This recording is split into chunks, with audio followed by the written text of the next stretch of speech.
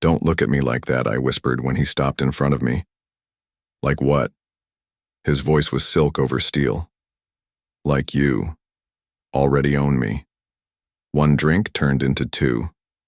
Two turned into a stolen moment in a dark hallway. And before I could think, before I could breathe, I was in his penthouse, the city glittering beneath us. It was supposed to be just one night. A reckless, beautiful mistake I'd take to my grave. He didn't know. How could he know? That no man had ever touched me before? And when it was over, he didn't stay. He didn't ask. He just disappeared, leaving me with nothing but the memory of his hands, his mouth, and the sharp, unshakable ache in my chest. I thought I'd never see him again. But fate, it seems, wasn't done with us. Because the next time Alexander Pierce looked at me, it wasn't with desire. It was with shock, and something raw, almost broken, in his eyes. That was the night I learned. One night with me had changed everything for him too. Welcome to another episode of Ever After. Tell us in the comments where you are watching from. Chapter 1. The Aftermath. The morning after was quiet. Too quiet. I woke to find his side of the bed cold, the sheets barely rumpled, as though he'd never been there at all. The city stretched beyond the floor-to-ceiling windows, golden in the early light, but it only made the room feel more foreign, and me more out of place. I pulled the hotel-grade blanket tighter around me, scanning for a note, a number, anything.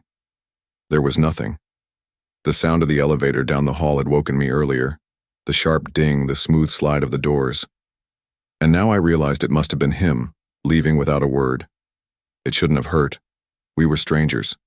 He hadn't promised me forever, hadn't even promised me breakfast. But I'd given him something I'd never given anyone, something I hadn't even planned to give him. And instead of gentleness, he'd given me that piercing, consuming intensity, and then left, like I was nothing.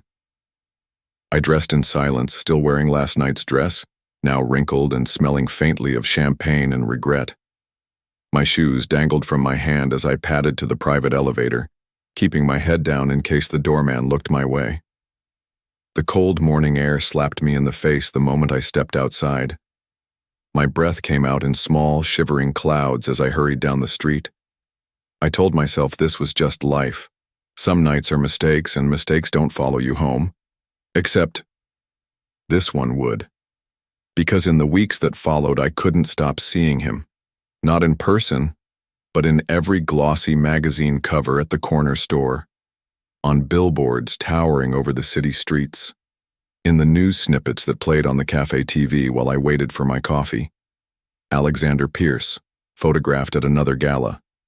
Alexander Pierce, smiling tightly beside a woman whose beauty looked like it had been sculpted from marble. Alexander Pierce, rumored to be in talks for the biggest merger of his career. Always untouchable, always in a world far above mine. Until the night everything shifted again. It was a Thursday, the kind where you think nothing remarkable will happen. I was walking home from my shift at the small bookstore I worked at, my arms weighed down with a tote of new releases. Rain slicked the streets, reflecting the lights in smears of gold and red. Then a sleek black car pulled up beside me. The tinted window rolled down. And there he was. "Get in," Alexander said, his voice cutting through the night air. I froze. My pulse leapt into my throat. "Why?" "Because," he said, his jaw tight, his eyes sharper than I remembered. "We need to talk, and this time I'm not leaving until you hear me out." Chapter 2. Trapped with him. The car door felt heavier than it should, like it knew I shouldn't be opening it. Still, I slid inside, the warmth and faint scent of leather wrapping around me instantly. The city noise dulled to a low hum as the door shut, sealing me inside his world. Alexander sat beside me, his broad frame angled slightly toward me, his gaze unreadable in the dim interior. He was in a dark suit, the kind that looked like it had been tailored by hands that whispered wealth. A thin scar I hadn't noticed before traced along his jawline, disappearing into the shadow of stubble. Seatbelt, he said quietly, and I hated that I obeyed without thinking. The driver eased the car forward smooth and fast, like we were gliding through the streets rather than driving. My tote bag sat in my lap, my fingers twisting the straps so tightly my knuckles ached. "What do you want?" My voice sounded braver than I felt. His eyes flicked to my hands, then back to my face. "Answers. And to give you some." I let out a dry laugh. "What could you possibly have to explain? You made yourself pretty clear when you left me in that hotel room without a word." His jaw tightened, his gaze dropping to the space between us. "That night wasn't supposed to happen." "Oh, thanks. That makes me feel so much better." His eyes snapped up to mine then, sharp, intense, but not unkind. "I mean, I wasn't supposed to touch you, at all, but I couldn't stop myself." Something in my chest stuttered, but I covered it with a scoff. "You're unbelievable. Do you think that's romantic?" "No," he said, his voice low. "I think it's dangerous for you. And for me." The way he said it, like there were entire continents of danger I didn't understand, made my pulse jump. I leaned back against the seat, forcing my tone to stay calm. "Then why are you here now?" He hesitated, and for the first time I saw something crack in him, just a flicker of uncertainty. "Because I found out the truth," he said finally, his voice almost a whisper. "And I can't ignore it." My breath caught. "What truth?" His eyes held mine unblinking. "That you weren't just another night." The car slowed, turning into the private driveway of a building so sleek it looked like it had been carved from glass. I felt my throat tighten.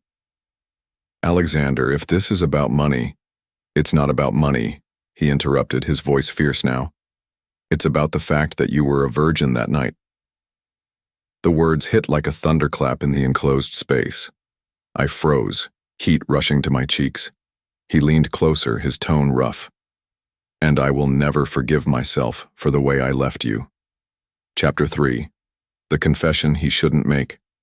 The elevator doors slid shut with a soft hiss, sealing us inside. The walls were mirrored, reflecting Alexander's tall, commanding presence from every angle.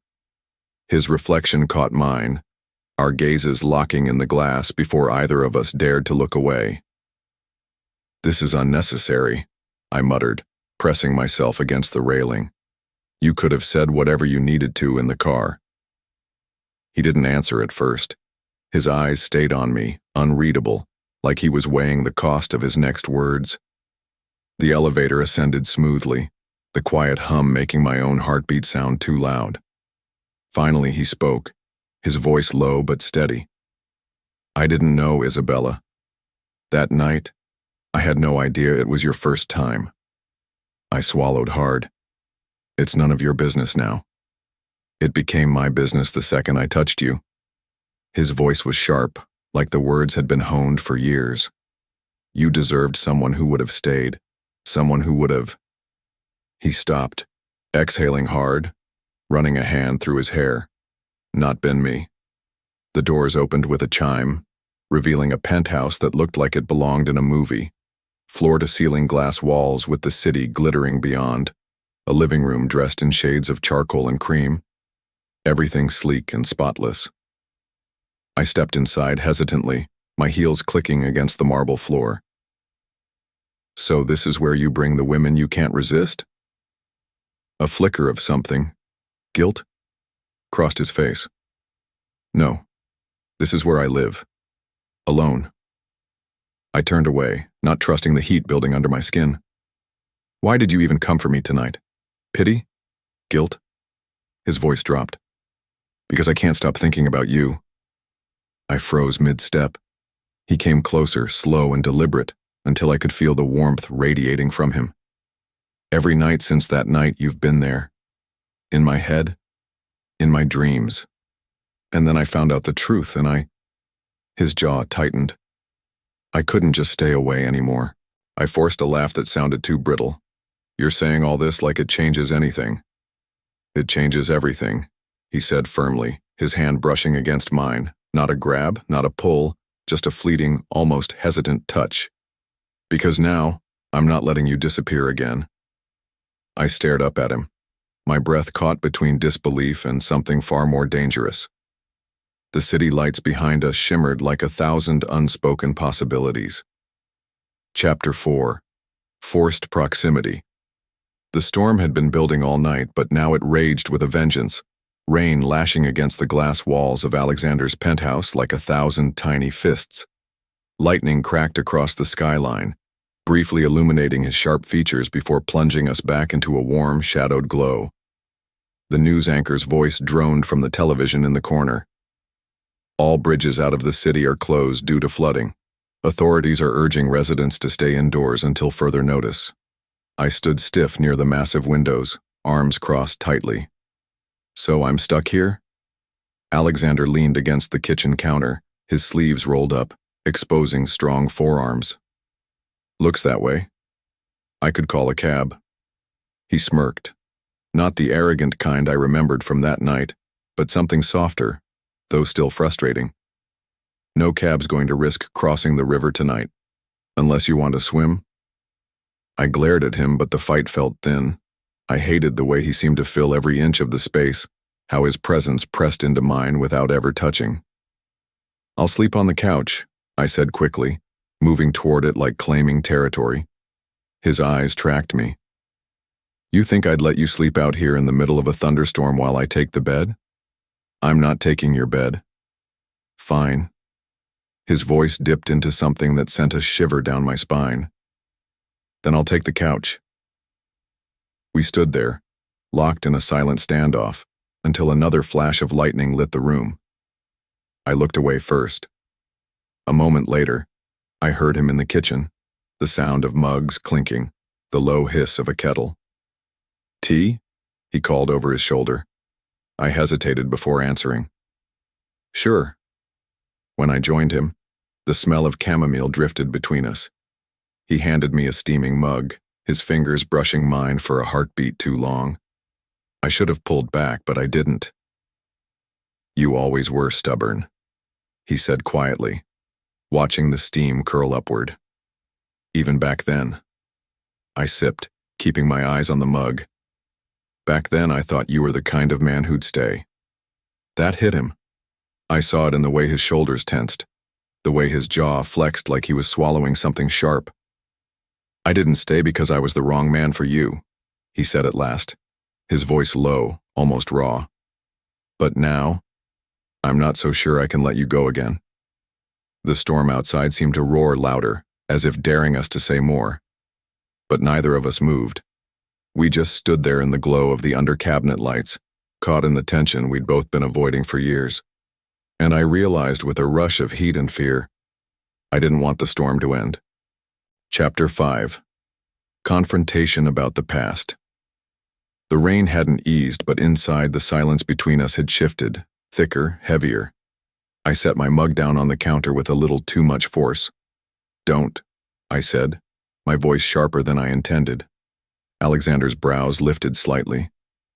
Don't what? Don't stand there acting like you didn't walk away without a word, like you didn't disappear and leave me wondering if I'd done something wrong. His gaze didn't waver, but I saw it, the flicker of guilt in his eyes. You think it was easy for me? Yes, I said flatly, because the alternative, that it wasn't easy, would make what he'd done even worse. You had your one night, and then you were gone. You made me feel like I was just nothing. Something inside him seemed to snap at that. He stepped forward, closing the distance between us in 3 long strides. Nothing. His voice was low, fierce. You were everything, Isabella. That was the problem. I blinked, thrown off by the rawness in his tone. The problem? He exhaled hard, dragging a hand through his hair. That night, I realized I wanted more than I should, more than I could give you. I thought if I left, I'd save you from me. The words stung and soothed all at once. You didn't save me, I said quietly. You broke me. His hand lifted, as if he wanted to touch me, but it hovered in the air between us. And I've hated myself every day since. The vulnerability in his voice cracked something inside me. I wanted to stay angry, to keep the wall up, but my chest ached under the weight of his words. Another clap of thunder rattled the glass, and without thinking I stepped back, not out of fear of him but of what I was feeling. He noticed, his eyes softening. "I can't change what I did," he said, "but I can tell you the truth now. And if you let me, I'll spend every day proving you weren't just a one-night mistake." The air between us pulsed with things unsaid, with memories and unfinished sentences. I didn't answer. Not yet. But I didn't walk away either. And that, for the first time in years, felt like the beginning of something I wasn't ready to name. Chapter 6. The Sudden Attack. The wind howled outside, whipping rain against the tall windows of the safe house like a relentless drumbeat. I had just started to retreat toward the small bedroom when a sharp crack splintered the night. Not thunder this time, but something harder, sharper. Gunfire. Alexander's head snapped toward the sound, his entire body going tense. "Stay here," he ordered, his voice low but edged with steel.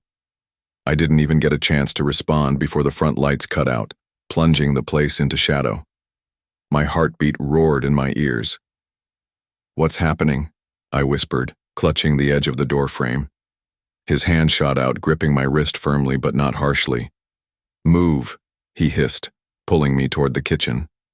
He was all sharp movements and decisive turns, guiding me with a speed that told me this wasn't the first time he'd been in a situation like this.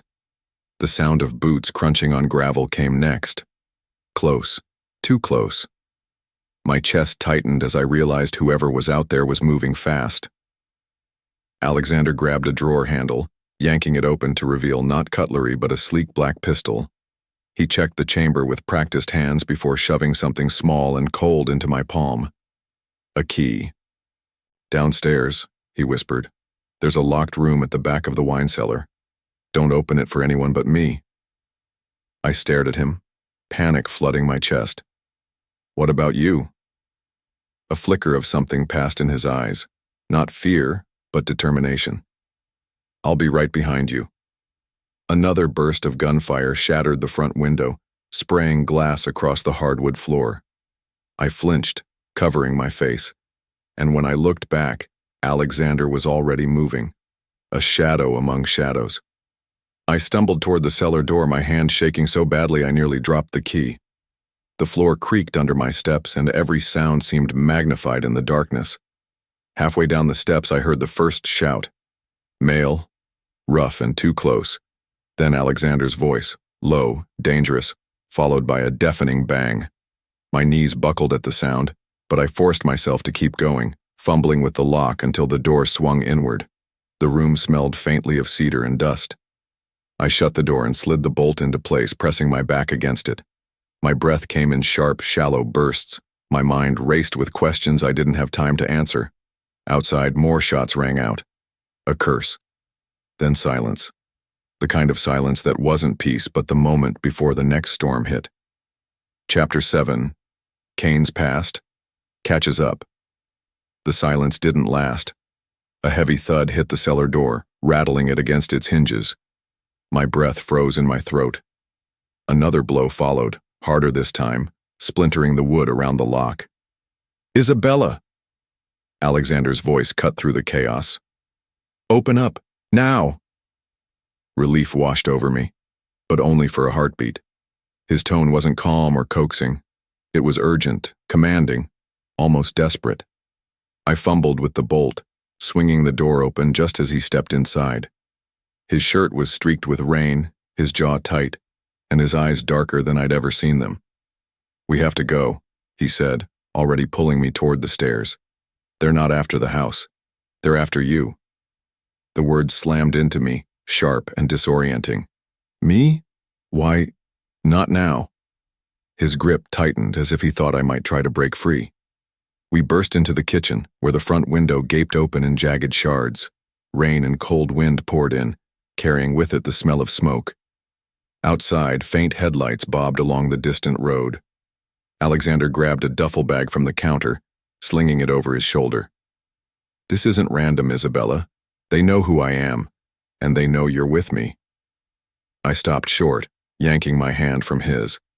"Then tell me, who are you, Alexander? Because clearly I've been living with a stranger." For the first time, something broke in his expression, a flicker of guilt, quickly masked by steel. "You don't want that answer right now." The sharp crack of a gunshot outside made me flinch. He swore under his breath and shoved the bag into my hands. "Move." I stumbled after him into the night. The rain soaked through my sweater instantly, the wind biting at my skin. My pulse pounded in my ears as he led me toward a black SUV hidden under the thick cover of trees. We climbed in, and before I could buckle my seatbelt, he was tearing down the narrow road. My voice shook when I finally asked, "Are you dangerous?" His jaw tightened. "I've done dangerous things, and now those things have found me." He glanced at me, his eyes holding something I couldn't decipher, regret, fear, and something darker. "If they can't get to me, Isabella, they'll go through you." I wrapped my arms around myself, the truth hitting like a physical blow. Whatever Alexander was hiding, it wasn't just about a one-night mistake.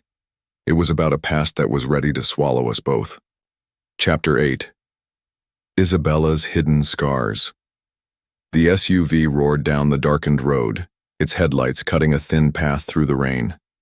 My fingers trembled against the door handle, but it wasn't just from the storm outside. Alexander's words still echoed in my head. "If they can't get to me, they'll go through you." He gripped the wheel so tightly his knuckles blanched white, eyes locked ahead. Every muscle in his body looked coiled, ready to spring at the slightest threat. Finally, after what felt like hours, he turned off the main road and into a narrow lane that disappeared into the woods. The tires crunched over gravel until he pulled into a secluded cabin hidden beneath thick trees. "Inside," he ordered, shutting off the engine. His voice was clipped, urgent, but I caught something else there too, a note of fear he couldn't hide. We hurried through the downpour and into the cabin. He secured the locks, checked the windows, and only when he was satisfied that we were safe did he finally turn to me. "You're shaking." I tried to hold myself taller, but the truth was obvious. My sweater was soaked, my hair plastered to my face, my chest rising and falling in uneven bursts. "I'm fine." "You're not." His voice softened, though his eyes still burned with intensity. "Talk to me." The request, or maybe it was a command, made my throat tighten. I had spent years locking my past away, hiding the scars no one needed to see. But here, in this silence with only the storm outside, it was harder to keep them buried. "You said they're after me because of you," I whispered, forcing my voice steady. "But what you don't know is, I've already lived through something like this." His brow furrowed. "What do you mean?" I turned away, staring at the rain sliding down the glass. My reflection looked pale, fragile, like a ghost of the girl I once was. Before this marriage, I trusted someone. He wasn't who I thought he was. He made me believe I was safe, that I mattered, and then my voice cracked, and I pressed a fist to my mouth. Then he left me broken. Worse than broken, he destroyed who I thought I was. Silence. I expected Alexander's usual coldness, maybe a brusque dismissal, but when I dared to look at him, I saw something I hadn't before. Fury, not at me, but for me. His jaw clenched, his chest rising with slow, measured breaths as though he was fighting to hold something back. "He hurt you." The words were flat, dangerous. I nodded once. For a long moment, Alexander didn't move. Then, carefully, he stepped closer, lowering himself to my level so his eyes met mine. "No one touches what's mine and walks away. No one." The words should have sounded possessive, arrogant. But instead they felt like a vow, a shield wrapping around me in the middle of my storm. You don't understand, I whispered, shaking my head. I can't go through that again, Alexander. I can't survive loving someone who's just going to leave or worse. His hand came up, hesitating before brushing the damp strands of hair from my cheek. His touch was warm, steady, nothing like the storm raging inside me. I've done things I'm not proud of. I've made enemies, but one thing I won't do is walk away from you. My breath caught. For the first time I saw past the armor, past the mercenary everyone else feared. I saw the man who had spent years burying his pain, hiding his heart, and yet here he was, offering me the peace he never gave to anyone.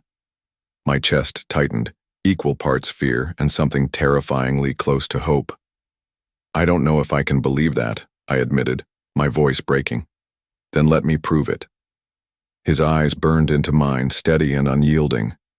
Let me be the one who doesn't break you. And in that moment, surrounded by shadows, danger, and the storm outside, I realized something I hadn't dared to before. Alexander Kane wasn't just my husband. He was the only man who might be able to help me heal. Chapter 9. Kane's vulnerability. The storm raged through the night, but inside the cabin the silence felt heavier than thunder. I sat on the worn sofa, wrapped in a blanket Alexander had wordlessly draped around my shoulders. My confession still lingered in the air, raw and unhealed, and for once he hadn't pushed me away with a cold remark. Instead, he paced the room like a predator in a cage. His eyes weren't on me, though. I knew he was replaying memories of his own. Shadows of his past clung to him, thick and suffocating. Finally, I whispered, "You can't keep carrying it all alone." He stopped dead. Slowly, he turned toward me, and for the first time since I'd known him, he looked uncertain. "You think you want to know me, Isabella?" he said, his voice low, almost rough. "But you don't. Try me." For a moment, his mask slipped back into place. His jaw tightened, his posture rigid. But then, as if the storm outside demanded honesty, he crossed the room and sat opposite me. His eyes, those stormy silver-dark eyes, met mine, and something in him finally broke. "I was 19 when I killed my first man." The words landed like stones in my chest.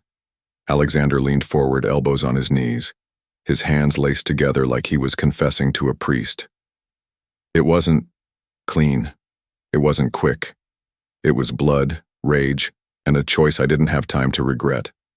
From that moment, I stopped being someone's son, someone's brother. I became a weapon. I swallowed hard. "Who made you that way?" He gave a humorless laugh. "The world. Men who saw an angry boy and thought he could be molded into their perfect soldier. They were right. I became exactly what they wanted. Cold, precise, untouchable." His voice dropped, quieter now. "And the worst part? I was good at it. Too good." The flicker of pain in his eyes nearly undid me. "But every life I took carved a little more out of me," he continued, "until there was nothing left. No mercy, no softness. Just Cain, the mercenary." The name whispered like a curse. He paused, his voice breaking for the first time. "Do you understand now why I don't let anyone close? Why I kept you at arm's length? If you see me, the real me, you'll realize there's nothing worth loving here." The rawness of his words stole my breath. I could see it in his face. How much it cost him to admit this, how deeply he believed it. Slowly, I set the blanket aside and moved closer until I was kneeling in front of him. His eyes widened slightly, like he hadn't expected me to close the distance. "You're wrong," I whispered, my hands trembling as I reached for his. He didn't pull away, though his fingers were stiff under mine. "What I see is a man who survived what should have broken him. A man who carries scars no one should have to. And still, he protects the people he cares about." His throat worked, but he said nothing. "You think there's nothing worth loving in you?" I leaned closer, my voice shaking but firm. "Then let me decide that, not you. Me." His breath hitched, a sound so fragile I almost didn't believe it came from him. His head bowed, and for a long, suspended moment, Alexander Kane, the man the world feared, looked like he might shatter. When he finally lifted his gaze, there was no armor left, no icy shield, just raw, unfiltered pain, and something else, hope. "If you stay," he said hoarsely, "it'll destroy you." "Then let it," I whispered, "because walking away from you would destroy me more." And just like that, the wall between us, the one he had built, brick by brick for years, finally cracked. He pulled me into his arms, holding me as though he was afraid I'd vanish. For once, his grip wasn't possessive or commanding. It was desperate, vulnerable, almost childlike. And in his embrace, I realized the truth. Alexander Kane wasn't untouchable. He wasn't invincible. He was a man who had never been allowed to be loved. But I was going to change that. Chapter 10. A betrayal fractures trust. The next morning, the air inside the cabin felt lighter, like something had shifted between us. After Alexander's confession, he had allowed me to stay in his arms until exhaustion dragged us both into uneasy sleep. For the first time, I had seen the man beneath the legend, and it had changed everything. But peace, I was learning, never lasted long in his world. I was standing near the window, sipping a bitter cup of instant coffee, when a soft buzz rattled across the table. Alexander's phone. He had stepped outside to gather wood, leaving it behind. I shouldn't have looked. I told myself that. But when the screen lit up with a message preview, my heart stopped. "Unknown number. The girl is leverage. Don't get attached." The mug slipped in my hands, hot coffee splashing against my skin. My pulse roared in my ears as I snatched up the phone, scrolling through the recent messages. My stomach knotted with every line. "Unknown number. You know the deal, Kane. Deliver her, and you're free. Unknown number. Don't make this harder than it has to be." My throat closed. Deliver her. They were talking about me. The door creaked open and I nearly dropped the phone. Alexander stepped in, a dusting of snow across his shoulders, wood cradled in his arms. His sharp eyes caught the panic on my face instantly. "What happened?" he demanded, setting the wood down. I couldn't breathe, couldn't speak.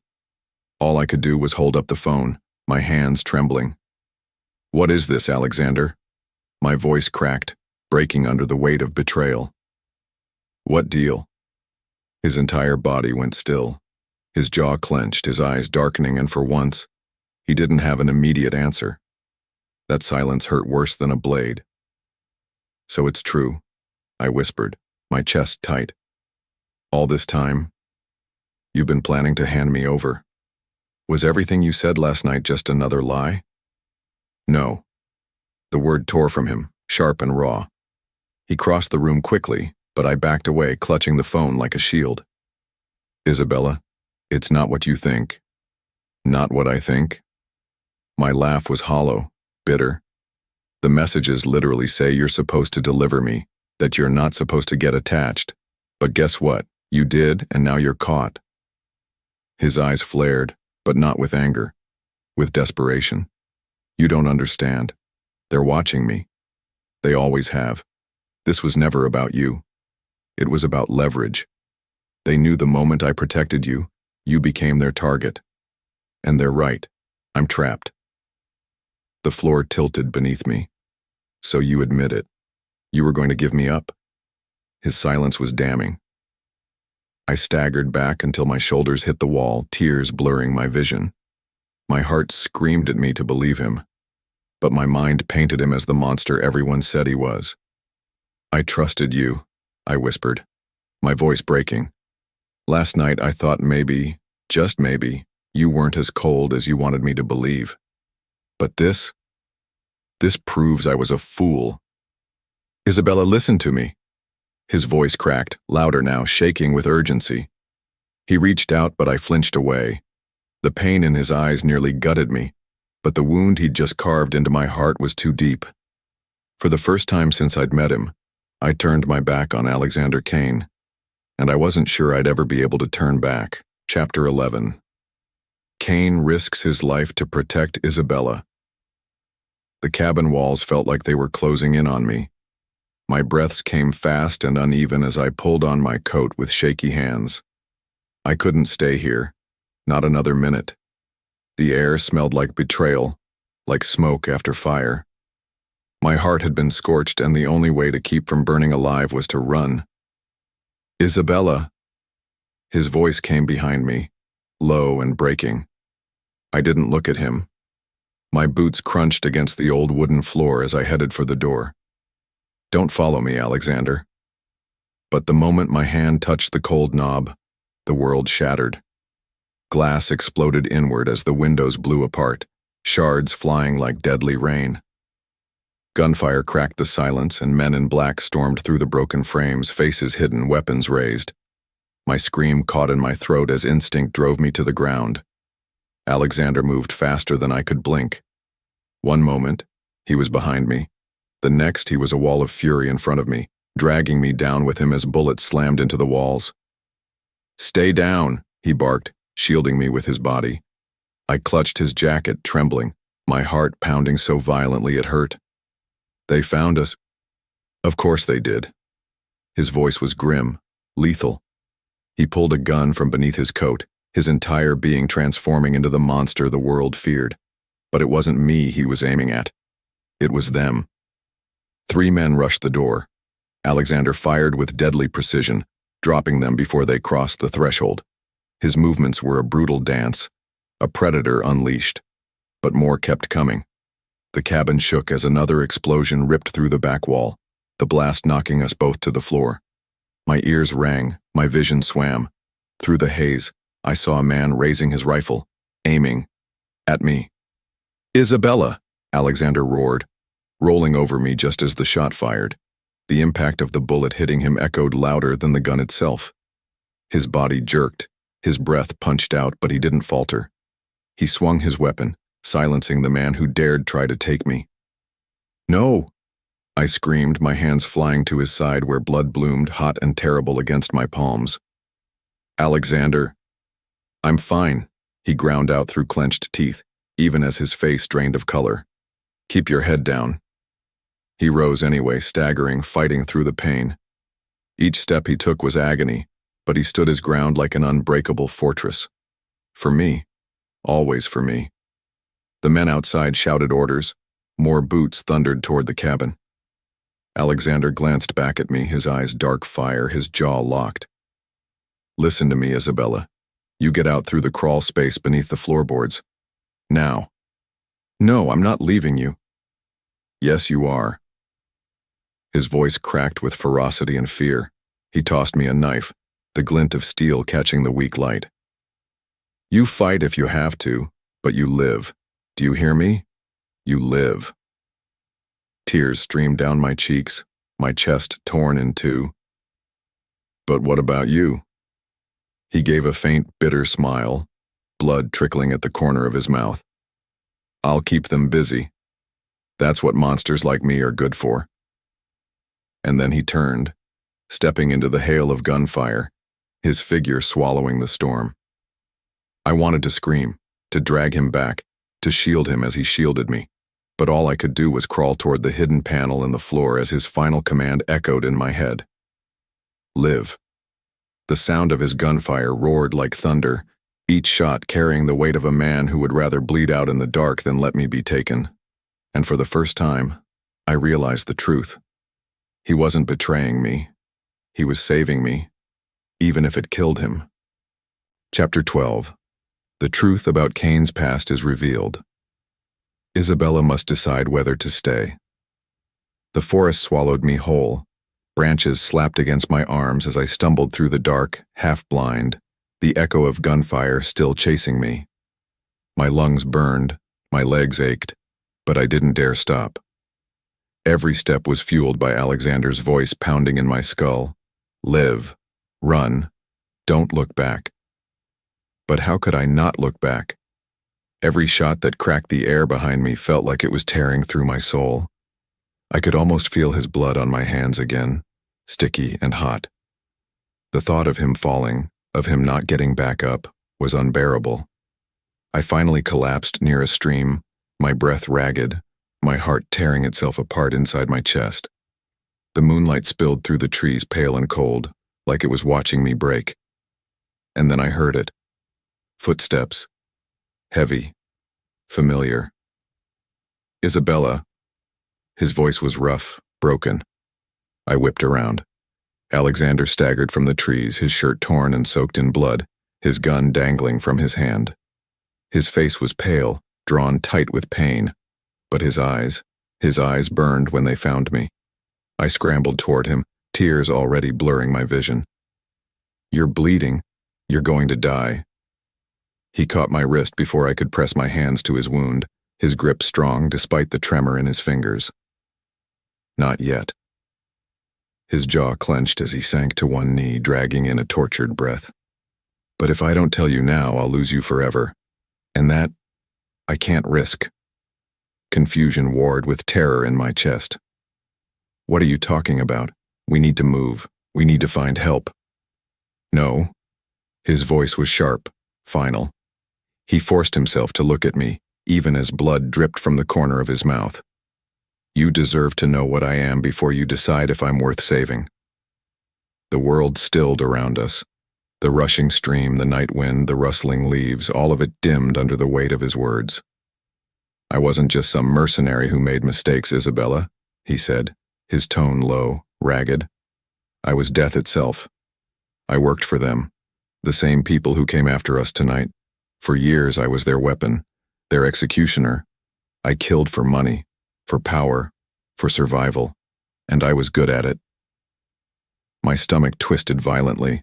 The confession fell like stones into the pit of my chest. I already knew he carried darkness inside him, but hearing him admit it, hearing the depth of it, was a knife to my heart. "Alexander." My voice broke. He looked away, shame cutting across his features. "The night we kissed, do you remember what I did the next day?" "I disappeared. I left you without a word. Do you know why?" His voice cracked. "Because the same hands that held you were covered in blood. I couldn't bear to stain you with what I'd done." Tears spilled hot and fast down my cheeks. His words seared, but they also unlocked the pieces of him I'd never understood. The haunted stairs, the distance, the endless walls he built between us. "I thought if I stayed away you'd be safe," he whispered, but I was wrong. My past doesn't let go, and now it's found you too. Silence stretched between us, heavy and merciless. I looked at him, really looked at him. The man on his knees before me wasn't the monster the world feared. He wasn't the merciless killer his enemies painted him to be. He was a man drowning in guilt, bleeding out under the weight of a life he never wanted, begging me to either condemn him or save him. His hand tightened weakly around mine. "If you walk away now, Isabella, I won't stop you. Maybe that's what's best. But if you stay..." His breath hitched, his eyes blazing even through the pain. "If you stay, you'll be choosing a man who can't promise you safety. Only this, that I'll love you with every broken piece of me until my last breath." The words shattered me. I could feel the choice clawing at me, tearing me in two. Walk away and maybe I'd find peace, maybe I'd find safety. Stay, and I'd be walking into shadows, into blood and danger and a future paved with scars. But my heart already knew.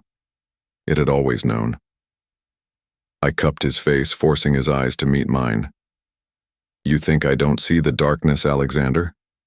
"I do. But I also see the man who stood in front of me when the bullets came. The man who would rather die than let me fall. That's who I choose." His breath caught raw and unsteady as if he hadn't dared hope for this. "Isabella." I leaned close, my tears falling onto his bloodied skin. "I'm not leaving you. Not now. Not ever."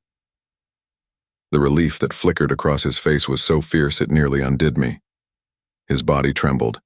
His lips parted like he wanted to speak. But instead he sagged against me, his weight collapsing into my arms. Panic jolted through me. "Alexander, stay with me." His eyes fluttered shut, his voice a faint whisper against my neck. Then fight for us, Isabella, even if I can't. And with that, he went limp in my embrace. I clutched him tighter, the night spinning around me, my heart thundering with terror and defiance. He wasn't allowed to die, not now, not after everything. I had made my choice, and I would fight like hell to keep him alive. Chapter 13. Isabella chooses to fight for their future together. The weight of Alexander's body pressed down on me, heavy and terrifying. His head lolled against my shoulder, his blood soaking through my clothes, hot and sticky. My hands trembled as I shook him gently, frantic. Alexander, wake up. Don't you dare leave me now, I whispered, my voice cracking under the force of my fear. But his eyes stayed closed, his breath shallow, faint. Panic clawed at my chest. I pressed my fingers to his neck. There was still a pulse, but weak, fluttering like a dying flame. He needed help, and he needed it now. I glanced around the forest, my heart racing. Shadows twisted between the trees, every sound amplified, the crack of a branch, the whisper of leaves in the wind. The men who had shot at us could still be close. We had to move. I shifted, hooking my arm under his and dragging him toward the stream. My body screamed in protest, my muscles straining, but adrenaline burned through me, driving me forward. You promised me, Alexander, I muttered through clenched teeth, my tears mixing with sweat. You said you wouldn't leave me. You don't get to die on me now. Not like this. His blood left a dark trail on the forest floor. Every step felt like a war, me against the world, me against the fear that whispered I was already too late.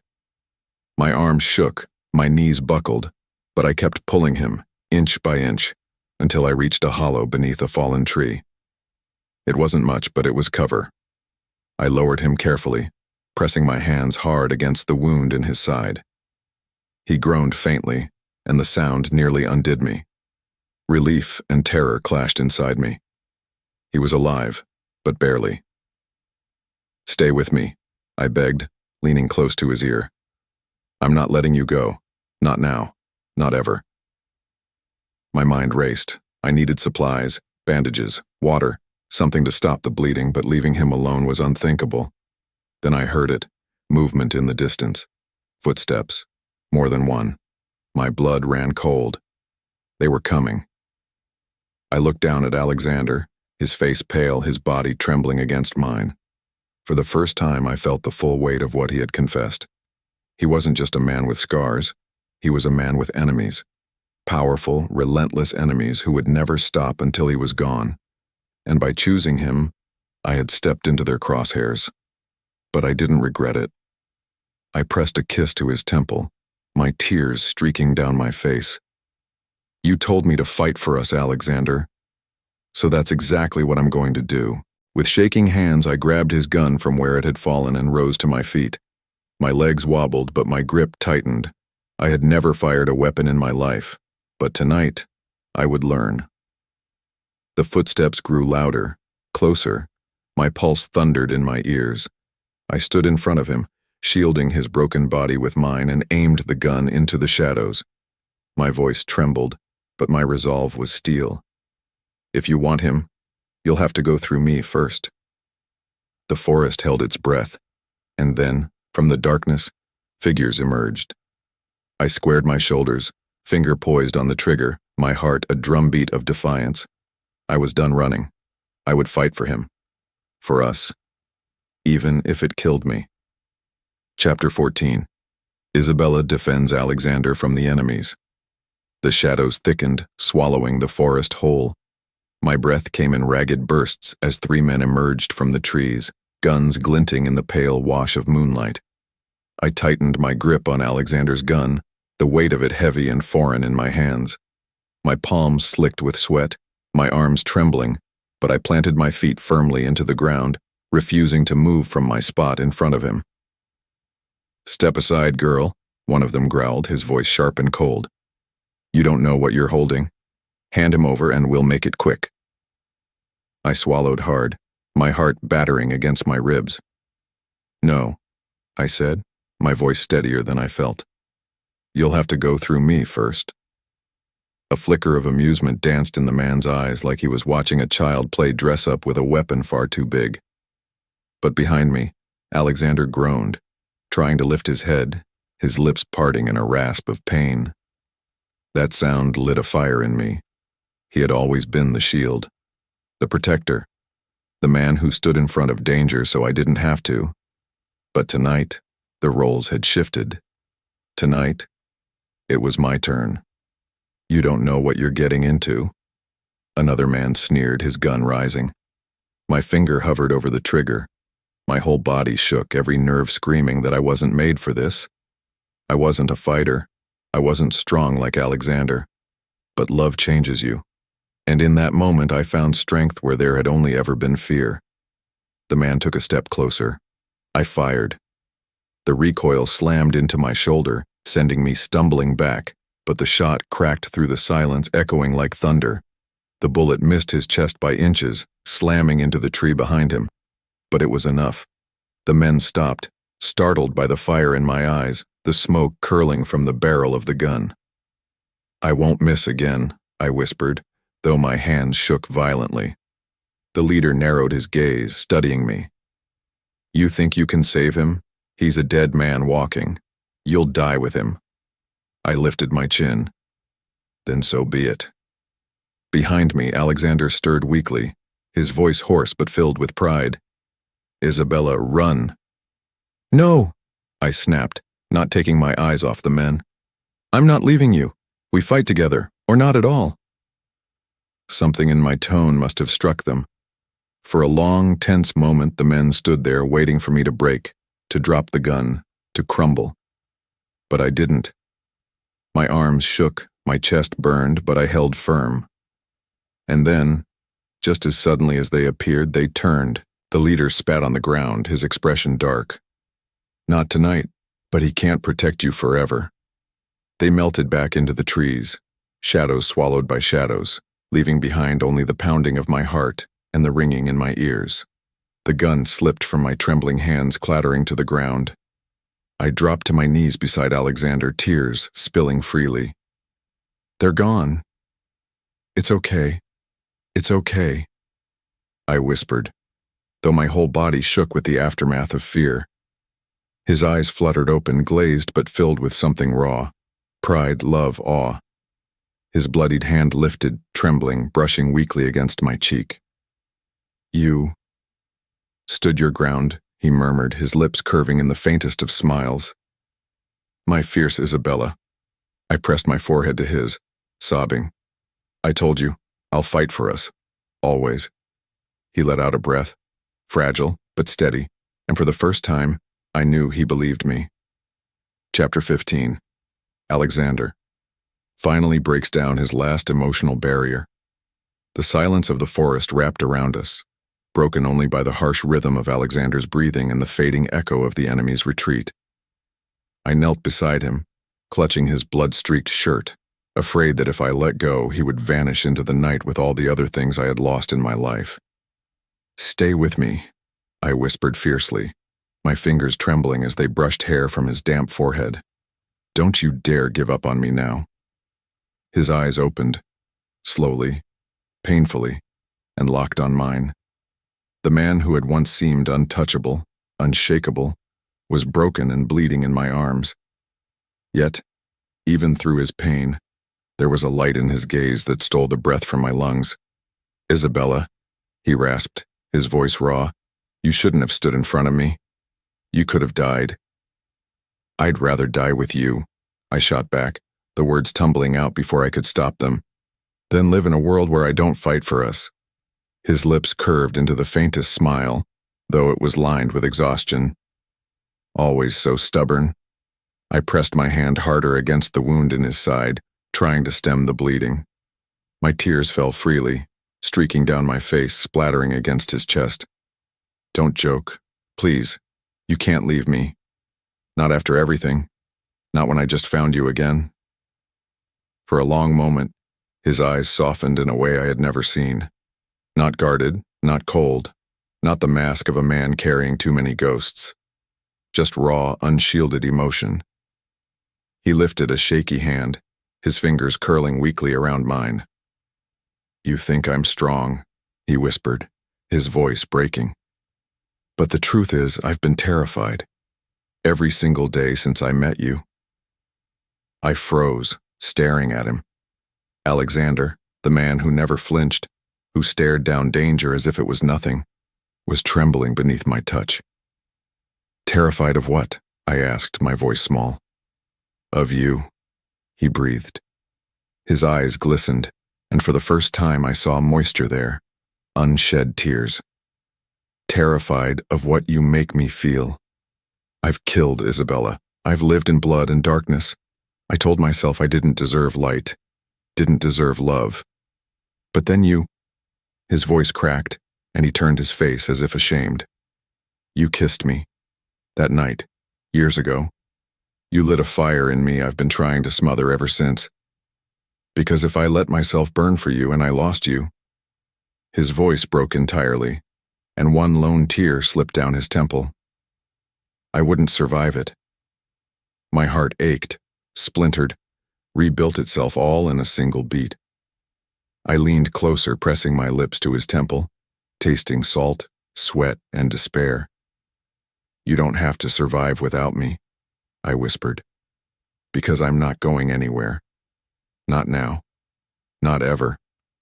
His chest shuddered beneath my palm like my words had reached some hidden place he had locked away. He squeezed my hand, weak but desperate, like I was the only thing tethering him to this world. "You'll regret it," he muttered, "when the darkness takes me, when my past comes back again." I cupped his face, forcing him to look at me. "No. The only regret I'd have is letting you push me away. You've built walls so high around your heart, Alexander, but don't you see? I climbed them, I'm here. And I'm not leaving." The dam finally broke. A sob tore from his chest, raw and guttural, as if it had been trapped for years. He buried his face against my neck, his arms trembling as they wrapped around me with surprising strength for a man so wounded. His entire body shook as the flood of emotion spilled out. The pain, the guilt, the endless weight he carried. I held him, tears sliding down my cheeks, whispering over and over, "It's okay. I've got you. You don't have to carry it alone anymore." Minutes passed, or maybe hours, in that fragile embrace, until his breathing steadied, softer, calmer. When he finally lifted his face, his eyes were red, raw, but lighter. For the first time since I'd known him, Alexander looked free. "I love you," he said, the words trembling but fierce, carved from the deepest part of him. "I've loved you since that kiss. I just didn't know how to let myself." A sob burst from me, but it was filled with joy, not pain. "Say it again," I begged, clinging to him. "I love you," he repeated, stronger this time, his hand cupping my cheek. "And I'm done pretending I don't. I don't care if the world hunts me. I don't care if my past destroys me. I will fight. For you. For us. Always." I bent down, my lips capturing his in a kiss that shook me to my bones. It wasn't desperate. It was healing, binding, sealing every broken part of us together.